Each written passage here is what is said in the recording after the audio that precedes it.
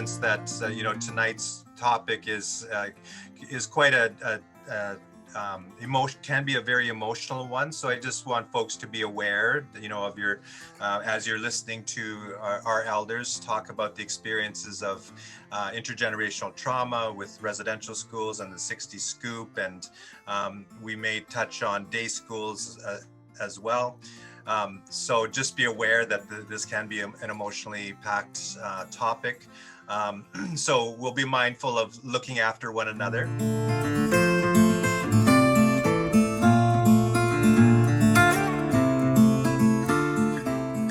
My parents were very, very loving people.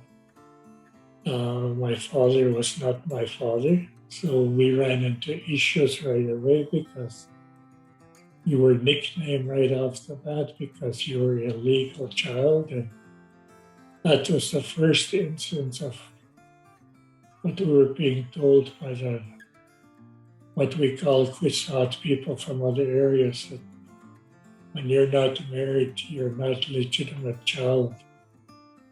You don't belong to this world.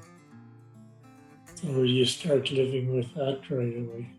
But on the same token, my mom and dad, grandpa, and I was their asthma.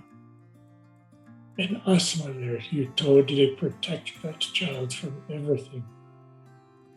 And unfortunately, asthma doesn't necessarily work that way today. It's based on Western law, Western culture, not the culture of our ancestors.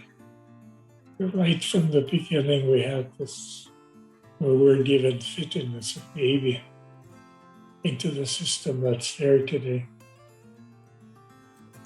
I come from a hereditary chief's family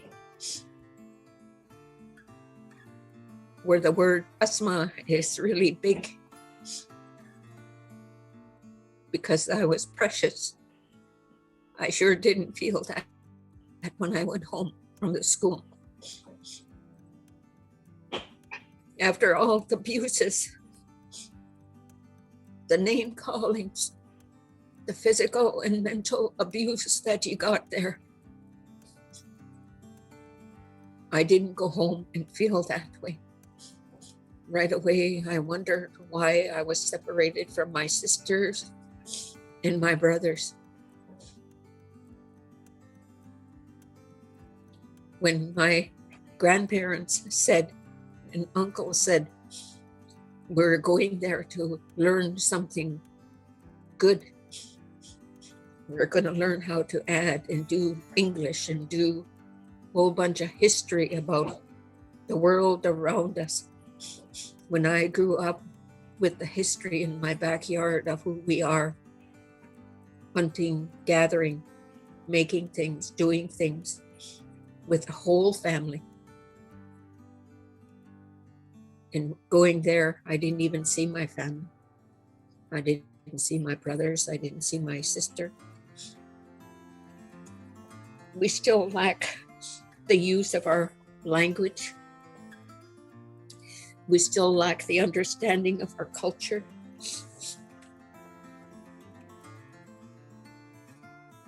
We have those addictions and abuses still today.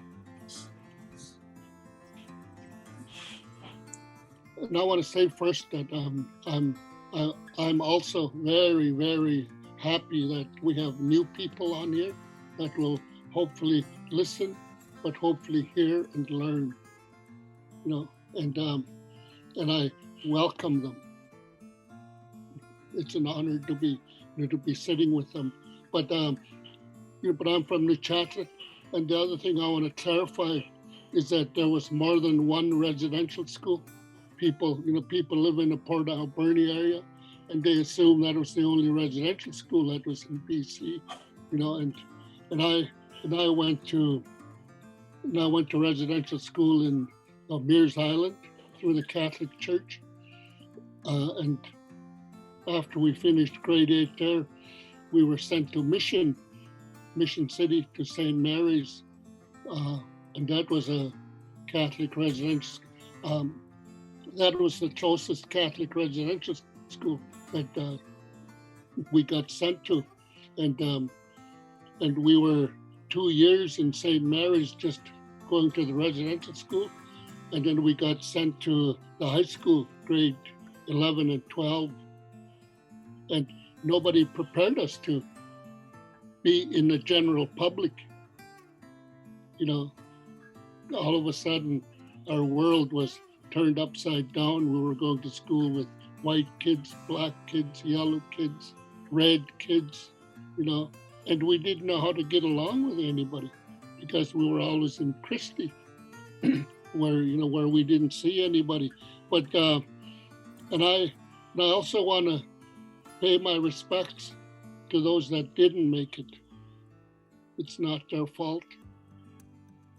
There were some, terrible things that happened, and we all turned to alcohol to try and forget, try to ease the pain a little bit.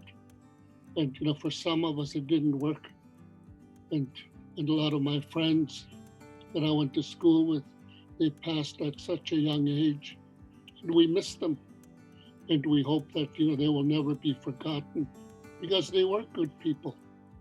It was just that they were never given a proper chance to prove that we could heal and that we could be good people that we are. Thank you.